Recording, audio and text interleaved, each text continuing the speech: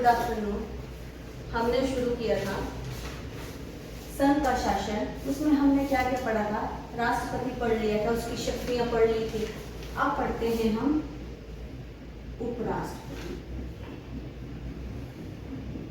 उपराष्ट्रपति, देखो मैंने आपको बताया था कि भारत का प्रथम नागरिक जो है हमारा राष्ट्रपति होता है, ठीक है, और सर्वोच्च पद भी राष्ट्रपति का होता है।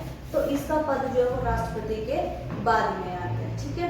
अब देखते हैं कि इसका निर्वाचन कौन करता है। निर्वाचन कौन करता है, ठीक है।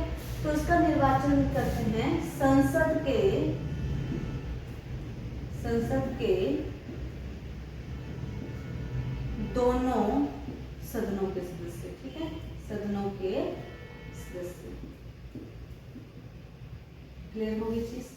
अब देखो बात करें राष्ट्रपति के चुनाव की, तो संसद के दोनों सदनों के निर्वाचित सदस्य थे। यहाँ सदनों के निर्वाचित प्लस जो है वो मनोनीत होंगे। निर्वाचित प्लस मनोनीत, यानी दोनों सदस्य जो मिलके उपराष्ट्रपति का चुनाव करते हैं। वहां पे सिर्फ और सिर्फ निर्वाचित सदस्य थे, ठीक है, यहाँ पे दोनों ही हैं, ठीक है। ये मतलब कि जो 543 और जो 2 मनोनीत होते हैं वो भी सारे निर्वाचित प्लस मनोनीत सदस्य दोनों मिलके जो है उपराष्ट्रपति का चुनाव करते हैं, ठीक है। अब देखो यहाँ से क्वेश्चन बनता है कि उपराष्ट्रपति के निर्वाचन में कौन भाग नहीं लेता? तो राज्य के जो सदस्य हैं वो भाग नहीं लेते हैं। प्लस दिल्ली और पुदुचेरी जो राष्ट्रपति के चुनाव में पार्टिसिपेट करते थे वो भी नहीं करते हैं। अब क्यों नहीं करते हैं? देखो, जो हमारा राष्ट्रपति होता है वो पूरे राष्ट्र का प्रमुख होता है, ठीक है, पूरे भारत का प्रमुख है, वो सर्वोच्च पद है उसका, ठीक है।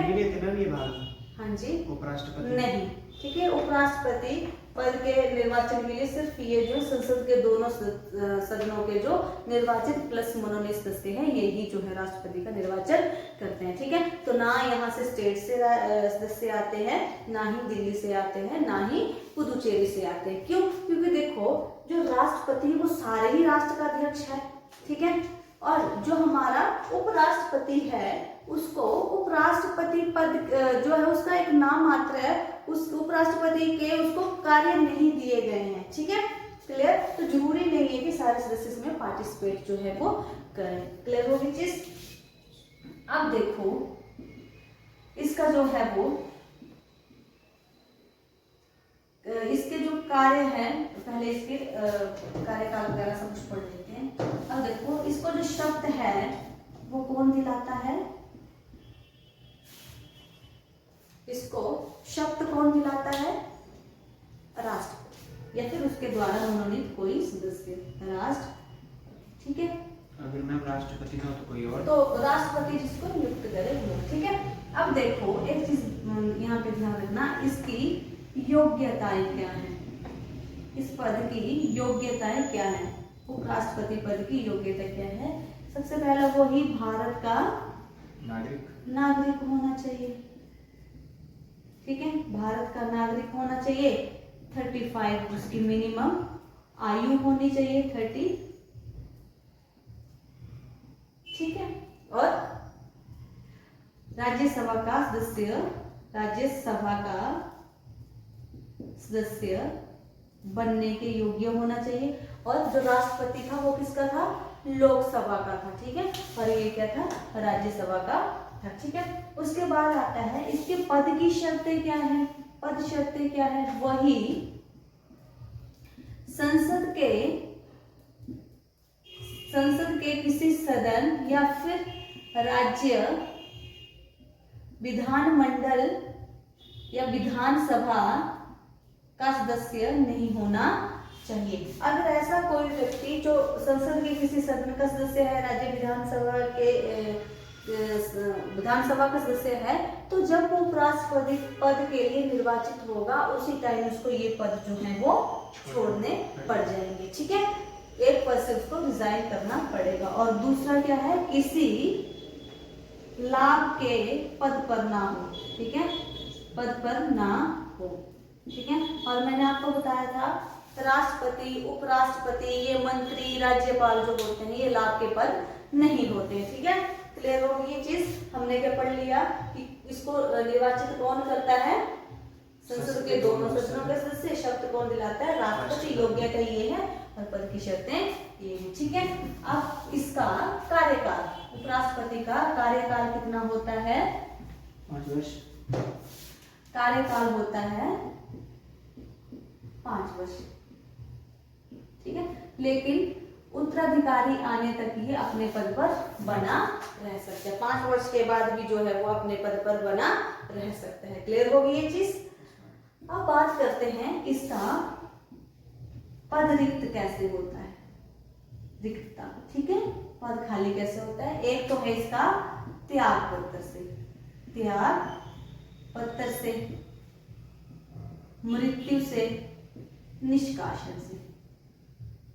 ठीक है, अब देखो त्याग पत्र किसको देता है? ये राष्ट्रपति। राष्ट्रपति को देता है। ठीक है, तो त्याग पत्र देने पर भी पद खाली हो सकता है, मृत्यु हो जाने पर भी पद खाली हो सकता है और निष्कासन पर भी जो है ऊपर खाली हो सकता है। ठीक है, अब देखो आगे है महाभियोग। महाभियोग, तो देखो राष्ट्रपति पर, उपराष्ट्रपति पर कोई भी महाभियोग नहीं लगता। इसको सिंपल जो है राज्यसभा के सदस्य, राज्यसभा के सदस्य जो प्रस्ताव पारित करके उसके पद से हटा सकते हैं और उसमें लोकसभा की भी मंजूरी होना जरूरी होता है। ठीक है, महाभियोग जैसे इसमें कोई भी प्रक्रिया जो नहीं लगती है। ठीक है, अब इसके कार्य क्या है? उपराष्ट्रपति पद के कार्य क्या है?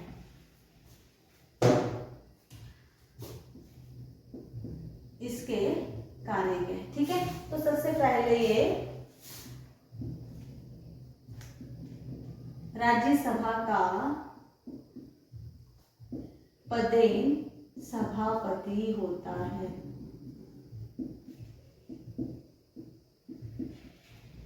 ठीक है, ये राज्यसभा का पदेन सभापति होता है। यानी कि संविधान में लिखा है कि ये पद उसको दिया गया है, इसके लिए वो फाइट नहीं करता है। पदेन मतलब इस पद के लिए वो फाइट नहीं करता। ये पद किसने दिया है? संविधान ने दिया। संविधान में लिखा है कि भारत का उपराष्ट्रपति राज्यसभा का सभापति होगा। जैसे देखो लोकसभा हम आगे पढ़ेंगे तो उसका जो अध्यक्ष होता है वो चुना जाता है, लोकसभा के सदस्यों में ही चुना जाता है। लेकिन ये लोकसभा का सदस्य नहीं होता है, ना ही ये राज्यसभा का सदस्य होता है। जो भारत का उपराष्ट्रपति होता है वो सभापति होता है राज्यसभा का।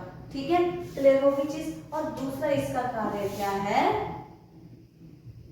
कार्यवाहक राष्ट्रपति, कार्यवाहक राष्ट्रपति के रूप में। ठीक है, राष्ट्रपति के रूप में कार्य।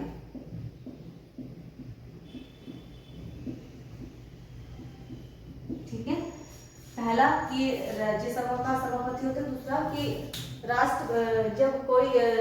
जब राष्ट्रपति अपने पद पर नहीं होता है, चाहे किसी भी रीजन से, तो चाहे उसकी मृत्यु हो गई है, चाहे उससे त्याग पत्र दे दिया है या महाभियोग लगा के उसको निकाला गया है, तो वही कार्यवाहक राष्ट्रपति के रूप में कार्य जो है वो करता है। ठीक है, लेकिन कितने महीने कार्य करेगा? ये 6 महीने। ठीक है, इससे ज्यादा काम नहीं कर सकता, 6 महीने कार्य करेगा और उस 6 महीने के अंदर जो है वो चुनाव कराना जरूरी होते हैं। ठीक है, कितने टाइम पीरियड काम करेगा? 6 महीने। अब देखो इसको वेतन जो है वो किस पद का मिलता है? देखो इसके पास अब 2 पद है, एक तो भारत का उपराष्ट्रपति है, दूसरा राज्यसभा का सभापति है। तो इसको वेतन कौन से पद का मिलता है? राष्ट्रपति। अबे हम उपराष्ट्रपति की बात कर रहे हैं बेटा, उपराष्ट्रपति नहीं, इसको वेतन मिलता है सभापति पद का। ठीक है, उपराष्ट्रपति पद का कोई वेतन संविधान में लिखित नहीं है। इसको वेतन किसका मिलता है? सभापति पद का इसको वेतन मिलता है। और इसका वेतन है कितना? 4 लाख। ठीक है, टैक्स फ्री 4 लाख इसका वेतन है। ठीक है, अब बात आती है, देखो ये तो इसको उपराष्ट्रपति और सभापति पद का वेतन मिल रहा है।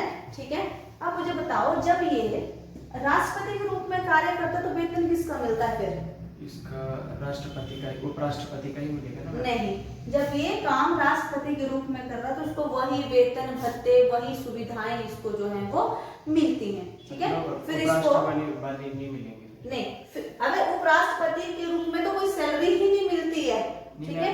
मिलती किसकी है? सभापति के रूप में, क्योंकि सभापति भी तो है राज्यसभा का, ठीक है। और जब ये सभापति जो है, उपराष्ट्रपति जो है राष्ट्रपति के रूप में कार्य करता है, ठीक है, तो उसको सैलरी फिर राष्ट्रपति की मिलती है, फिर उपसभापति की नहीं मिलती है। और उस टाइम पे जो है वो लोकसभा का जो उपसभापति होगा वो राज्यसभा के कार्यों को देखेगा, सदन की अध्यक्षता वो करेगा, ठीक है। क्योंकि देखो इसके सदन का अध्यक्ष कौन है? ये है उपराष्ट्रपति है। और जब ये ही राष्ट्रपति के रूप में कार्य करेगा तो ये वाला पद जो है वो खाली हो जाएगा। तो एक उपसभापति भी होता है जो राज्यसभा का उपसभापति ही उस टाइम पे इन कामों को सभी को देखेगा। क्लियर होगी चीज? तो ये हमारा छोटा सा टॉपिक था उपसभापति का। अब हम करेंगे प्रधानमंत्री, ठीक है, और मंत्री परिषद। धन्यवाद।